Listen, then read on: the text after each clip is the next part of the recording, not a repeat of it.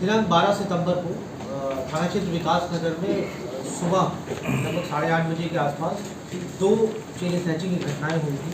तत्काल पुलिस मौके पर पहुंचती है और जो एविडेंसेस है उनको कलेक्ट करती है, FIR अभियोग पंजीकृत किया जाता है और तभी से हमारी जो सर्विलांस टीम है, क्राइम टीम है और थाने की जो टीम है वो लगातार एक्टिव हो जाती है। फुटेजेस वगैरह खंगा ले जाते हैं, जो उनके जो मौके से कुछ संगत साक्ष्य हैं वो कलेक्ट किए जाते हैं। उसके आधार पे 2 अभियुक्तों की गिरफ्तारी हुई है। जो गिरफ्तार अभियुक्त हैं, जो इस घटना को जिन्होंने अंजाम दिया था, जो अपराधी हैं, पहले का नाम है शिवम गुप्ता और दूसरे का नाम है तुषार मिश्रा। ये दोनों अभियुक्त जो हैं ये जनपद लखीमपुर खीरी के निवासी हैं, थाना कोतवाली जनपद लखीमपुर खीरी के निवासी हैं। इसमें शिवम गुप्ता जो है ये छोटा मोटा प्रॉपर्टी काम करता है। ये जानकीपुरम में एक किराए के मकान पर ये पिछले 3-3.5 वर्षों से यहाँ पर निवास कर रहा है। उल्लेखनीय यह है कि ये पहले भी जनपद सीतापुर से थाना हरगांव से ये 395 यानी डकैती के एक मुकदमे में ये जेल जा चुका है। वहाँ से इसके ऊपर गैंगस्टर भी का अभियोग भी पंजीकृत है। इसके अतिरिक्त जो तुषार मिश्रा है, इसका भी आपराधिक इतिहास है, पहले जुआ अधिनियम के अंतर्गत इसके विरुद्ध कार्रवाई हो चुकी है। ये दोनों यहाँ पर अक्सर तुषार मिश्रा का आना जाना होता था। शिवम गुप्ता जिस बाइक का घटना में इस्तेमाल करता था, इसके पास कोई बाइक नहीं थी, इसके पास एक स्कूटी थी।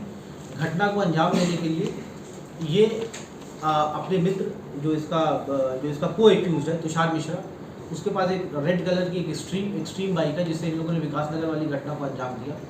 अक्सर ये इसकी बाइक लेकर के घटना को अंजाम देता था। और इसका एक और मित्र है, इसका नाम है नरेंद्र सिंह, उसके पास एक ब्लैक अपाचे है, उसकी ब्लैक अपाचे लेकर के इस घटना को अंजाम देता था। नरेंद्र सिंह को जब छानबीन की गई, जो पूछताछ की गई, नरेंद्र सिंह ने अनभिज्ञता जताई। इसलिए बताया कि नरेंद्र सिंह को ये बताता था कि अपने निजी किसी काम से जा रहा है, संपर्क में आया और फिर उसकी पूरी नहीं ब्रोकर का तो केवल ये काम करता था, जमीन दिखाता था लोगों को, ठीक है। और लंबे समय से ये उसमें भी बहुत एक्टिव नहीं था। जब उन लोगों से जब बातचीत की गई तो उन्होंने कहा कि over a period of time इसका लाइफस्टाइल बहुत चेंज हुआ और ये महंगे घड़ियाँ, महंगे कपड़े, महंगे फोन खरीदे। तो उन लोगों को लगा कि हो सकता है कि शायद ये घर से मजबूत हो, इसलिए इसके पास पैसा आ रहा हो और इसलिए उनको भी ये नहीं पता था कि ये इस तरह के अपराध में लिप्त है। सर, घटना को कारित करके क्या ये यहीं रुकता था या लखीमपुर चला जाता था? इसके अलावा दूसरा सवाल है, क्या लखीमपुर पुलिस से भी इसके विषय में जानकारी दी गई? क्योंकि जो उनका घर है मुश्किल से 1 किलोमीटर की दूरी पर है दोनों लोग। मैं भी लखीमपुर का, इसलिए मैं जानना चाहता हूँ। 1 किलोमीटर की दूरी है और लखीमपुर में भी क्या इन्होंने कोई घटनाएँ कारित की हैं? क्या इनके और भी कोई सदस्य हैं अभी भी जो अभी पुलिस की गिरफ्त से दूर है? देखिए, लखीमपुर में शिवम गुप्ता का कोई आपराधिक इतिहास हमें अभी तक नहीं पता चल पाया है। तुषार मिश्रा के विरुद्ध 2 जुआ एक्ट के अंतर्गत 2 मुकदमे अभियोग पंजीकृत हैं लखीमपुर में। बट वहाँ पर क्या इन लोगों ने किसी तरह की वारदात को अंजाम दिया है, ये कह पाना मुश्किल है, क्योंकि ये रहता यहीं पर था। विगत कई वर्षों से शिवम गुप्ता रहता यहीं पर था। पहले ही अपनी सिस्टर के साथ रहता था। इसकी सिस्टर जयपुर चली गई पढ़ाई करने के लिए, तो ये यहाँ पर फिर अकेला रहने लगा। और जब से ये अकेला रहने लगा तब से इस तरह की घटनाओं को अंजाम देता है।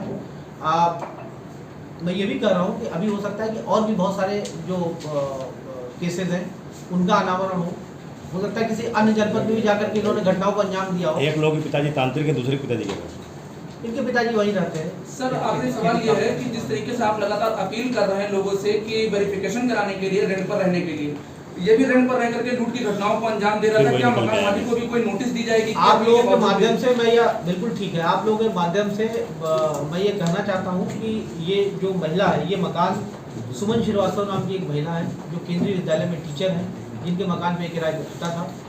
इनको नोटिस भेजी जाएगी हमारी तरफ से और उनसे पूछा जाएगा कि क्या मकान देने से पहले आपने पुलिस वेरिफिकेशन करवाया, नहीं करवाया। यदि वेरिफिकेशन नहीं करवाया जाएगा तो उनके विरुद्ध भी हम लोग कार्रवाई करेंगे, क्योंकि इस तरह के केसेस आपने देखा होगा, आए दिन इस तरह के केसेस आते हैं जिसमें कि अन्य जनपद के लोग आए हुए जिनका यहाँ पर कोई आपराधिक इतिहास नहीं है। अपने जनपद में आपराधिक इतिहास है, क्रिमिनल हिस्ट्री है उनकी, और यहाँ पर आकर के अपराध को अंजाम देते हैं और फिर यहाँ से बड़ी आसानी से चकमा देकर के चले जाते हैं। ज्वाइंट सीपी सर ने पिछली बार प्रेस कॉन्फ्रेंस